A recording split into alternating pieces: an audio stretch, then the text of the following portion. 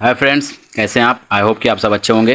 तो जैसा कि आप जानते हैं एनसीईआरटी लाइन क्वेश्चंस प्रैक्टिस हम कंटिन्यू कर रहे थे। तो कुछ दिक्कत की वजह से कंटिन्यू नहीं हो पा रहा था, लेकिन अब कंटिन्यू होगा। रोज़ आपके कुछ ना कुछ एमसीक्यू प्रैक्टिस करवाई जाएगी बायो के लिए सीरियसली स्पेशली। और जो फिजिक्स केमिस्ट्री का कैसे कराना है उसको हम बाद में बताएंगे, आपको प्लान उसका हम दे देंगे। तो आज डे 3 है एनसीईआरटी लाइन का। तो आज हम बायोलॉजिकल क्लासिफिकेशन चैप्टर पढ़ रहे हैं। आज हमारा कौन सा चैप्टर है? आज अब हम देख लीजिए यहाँ पे। आज हम बायोलॉजिकल क्लासिफिकेशन चैप्टर पढ़ेंगे। बायोलॉजिकल क्लासिफिकेशन चैप्टर के हम यहाँ पे आपको एनसीईआरटी एग्जाम्पलर एमसीक्यू आपको कराने वाले हैं। इस डे 3 को एनसीईआरटी एग्जाम्पलर सीरीज आपको यहाँ पे कराएंगे। इसमें टोटल आपके पास 12 क्वेश्चंस हैं। इस 12 में से आपका कम से कम 10 तो आपका करेक्ट जाना ही चाहिए। आपको एटलीस्ट 10 करेक्ट हो जाना चाहिए इस 12 क्वेश्चंस में। तो हम यहाँ पे आप देख लीजिए, यहाँ पे हम आज बात करेंगे 12 क्वेश्चन से। तो चलिए ज़्यादा समय ना गवाते हुए हम इन 12 क्वेश्चन को सॉल्व कर लेते हैं।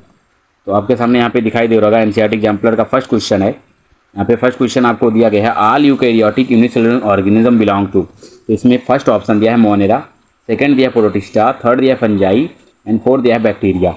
तो जैसा कि यूनिसेलुलर के बारे में आपको पता होगा, यूनिसेलुलर आपके 5 किंगडम में से 2 किंगडम के यूनिसेलुलर हैं। एक है मोनेरा आपका यूनिसेलुलर, एक आपका प्रोटिस्टा है। तो इसमें यूनिसेलुलर की बात की है, तो ये सब मल्टी सेलुलर हैं। तो इसमें जो आपका आंसर जाएगा, इसमें आपका जो आंसर जाएगा वो आपका सेकंड जाएगा, प्रोटिस्टा। तो फर्स्ट का आपका सेकंड हो गया। उसके बाद हम सेकंड क्वेश्चन की बात कर ले रहे हैं। सेकंड क्वेश्चन में दिया हुआ है, the 5 kingdom classification was propose by. ये सबको पता है 5 किंगडम, इसमें कुछ बताने वाला है नहीं। तो आर एस विटेकर ने दिया था। ईयर भी आप याद कर लीजिएगा। इसका जो ईयर है वो है आपका 1969 में एनसीईआरटी बुक में दिया हुआ है। ईयर भी इंपॉर्टेंट है, पूछ सकता है, पूछा भी गया कई बार। तो हम चलिए अब थर्ड क्वेश्चन पे चल रहे हैं। जो थर्ड क्वेश्चन है इसमें है, organism living in salty area are called. जो ऑर्गेनिज्म, ऐसे ऑर्गेनिज्म जो साल्टी एरिया में रहते, तो मेथनोजेंस जो कि रूमिनेंट्स होते हैं बायोगैस वाले, और ये हेलोफाइल्स दिया हुआ है, हेलोफाइट्स दिया हुआ है, थर्मिडोसिडोफाइल। थर्मिडोसिडोफाइल्स मतलब हाई टेम्परेचर पर रहने वाले, और साल्टी एरिया पे रहने वाले को हम हेलोफाइल्स बोलते हैं। तो यहाँ पे जो आपका आंसर चला जाएगा तो आपका थर्ड का आपका यहाँ पे सेकंड हो जाएगा, आंसर सेकंड। उसके बाद हम बात कर ले रहे हैं फोर्थ क्वेश्चन की। यहाँ पे फोर्थ क्वेश्चन में दिया गया है, naked cytoplasm multi nucleated and saprophytic are the characteristic of. मतलब मल्टी न्यूक्लिएटेड भी होना चाहिए और साइटोप्लाज्म नेकेड होना चाहिए, सेप्रोफिटिक भी होना चाहिए। तो याद करिए ये सारे कंडीशन जो हैं, ये फीचर किसके हैं? स्लाइम माउथ के हैं। तो इसका आपका फोर्थ का 4 ऑप्शन हो जाएगा। अब नाउ हम बात कर ले रहे हैं फिफ्थ क्वेश्चन की। तो फिफ्थ क्वेश्चन पे हम चल रहे हैं। यहाँ पे फिफ्थ क्वेश्चन में दिया है, an association between root of higher plant and fungi is called. Association दिया है रूट ऑफ हायर प्लांट और फंजाई में। तो यहाँ पे फंजाई और यहाँ पे 2 टाइप का एसोसिएशन होता है, एक लाइकन होता है, एक माइकोरिजा होता है। तो यहाँ पे दिया हायर प्लांट और हायर प्लांट्स में, and root of higher plant and fungi में दिया है। तो ये आप यहाँ पे गौर करिए, जो हायर प्लांट के बारे में दिया है तो ये आपका माइकोरिजा मिलता है, और जो लाइकन में मिलता है वो मिलता है आपका एल्गी और फंजाई के बीच में। आपका किस में होता है? 2 टाइप के होते हैं, बता दे रहे हैं। एल्गी प्लस फंजाई का है अगर, तो ये मिल जाएगा आपको लाइकन में। और अगर आप यहाँ पे रूट ऑफ हायर प्लांट दिया गया है, roots of higher plant plus fungi में दिया गया है, तो ये आपका हो जाएगा माइकोरिजा के लिए। तो यहाँ पे ऑप्शन हो जाएगा माइकोरिजा। अब उसके बाद हम 6th क्वेश्चन पे चल रहे हैं। 6th क्वेश्चन में दिया गया है, a dikaryon is formed when. Dikaryon कब बनता है? When meiosis arrest the 2 haploid cells do not fuse immediately, cytoplasm does not fuse, none of the above. तो डाइकैरियन कब बनता है? जब 2 न्यूक्लियस फ्यूज करते हैं। तो मियोसिस अरेस्ट कोई बात नहीं, साइटोप्लाज्म डज नॉट फ्यूज। पहली बात तो साइटोप्लाज्म फ्यूज करेगा, साइटोप्लाज्म नहीं फ्यूज करेगा तो प्लाज्मोगेमी नहीं बनेगी, तो डाइकैरियन स्टेज कहाँ बनेगा? तो इसका आंसर आपका सबसे सटीक आंसर आपका इसका हो जाएगा। यहाँ पे इसका आंसर आपका हो जाएगा, यहाँ पे आपका आंसर हो जाएगा second, the 2 haploid cells do not fuse immediately. उसके बाद हम बात कर ले रहे हैं क्वेश्चन नंबर 7 पे।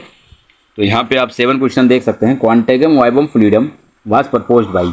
तो जैसा कि सभी को पता है, और जो फर्स्ट वायरस किसने मतलब क्रिस्टलाइज किया था वो भी आप एनसीईआरटी में अपडेट हो गया है। एमडब्ल्यू बेजर्निक है जो फर्स्ट वायरस क्रिस्टलाइज किए थे, वहाँ से आपको ये हटा देना है। और एमडब्ल्यू बेजर्निक ही क्वांटेगम वाइबम फ्लूइडम को कॉन्सेप्ट को दिए थे। क्वांटम वाइबम फ्लूइडम क्या एक्सप्लेन कर रहा है ये भी बता देते हैं। मतलब अगर आप एक इन्फेक्टेड लीफ से अगर आप उसमें क्या करते हैं, उसका फ्लूइड निकाल के अगर आप एक फ्रेश लीफ में अगर उस फ्लूइड को ट्रांसफ़र करते हैं तो वो इन्फेक्ट कर देता है, मतलब उसको भी इन्फेक्शियस बना देता है। तो यही प्रूव कर रहा है क्वांटम वाइबम फ्लूइडम। ना हम 8 क्वेश्चन की बात कर ले रहे हैं। 8 क्वेश्चन में दिया गया है, association between mycobiont and phycobiont are found. जैसा कि मैंने अभी ऊपर आपको बताया, माइकोबायंड यहाँ पे किसको दिया गया है? यहाँ पे फंजाई को दिया गया है माइकोबायोन और फाइकोबायोन आपका दिया गया है एल्गी को। ये हो गया फंजाई, माइकोबायोन फंजाई को एल्गी, तो ये दोनों एसोसिएशंस किस में होते हैं, लाइकस में होते हैं। तो 8 का थर्ड आंसर आपका हो जाएगा। अब हम बात कर ले रहे हैं यहाँ पे क्वेश्चन नंबर 9 पे। क्वेश्चन नंबर 9 पे हम बात कर ले रहे हैं difference between virus and viroids. ये एनसीईआरटी एग्जाम्पल क्वेश्चन है, ये इंपॉर्टेंट भी आ सकते हैं। तो यहाँ पे दिया गया है फर्स्ट डिफरेंस दिया absence of protein code in wired but present in virus.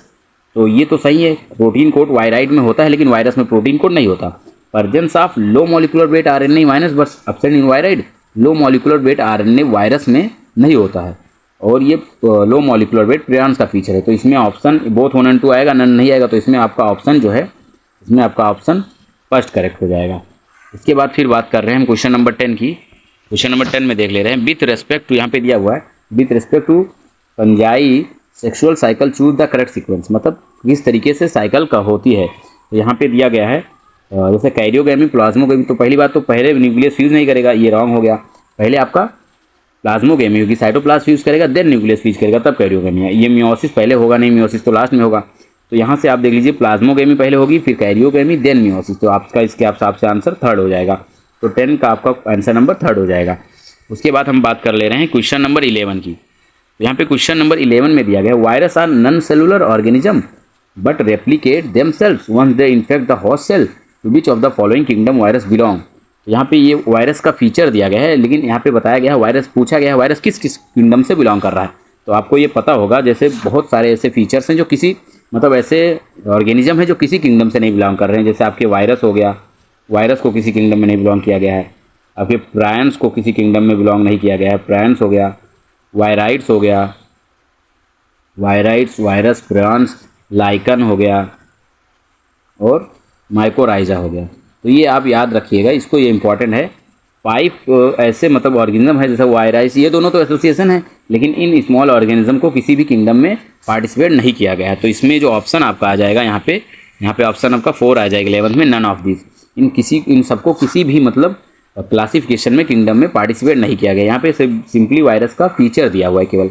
उसके बाद हम बात कर ले रहे हैं क्वेश्चन नंबर 12 पे। 12 क्वेश्चन नंबर इंपॉर्टेंट क्वेश्चन से थोड़ा इस तरीके है, क्या क्या फीचर जो है फाइकोमेडिसीज के हैं। तो यहाँ पे आप देख लीजिए क्वेश्चन नंबर 4 में दिया है member of phycomycetes are found in. पहली बात तो यहाँ पे एक्वेटिक हैबिटेट, तो फाइकोमेडिसीज के एक्वेटिक हैबिटेट में मिलते भी है, एनसीईआरटी की फर्स्ट लाइन है। डिकेइंग वुड उस पर भी मिलेंगे। डिकेइंग वुड मतलब जो कि मतलब जैसे सड़े हुए गले हुए लकड़ी पे भी मिल जाते हैं।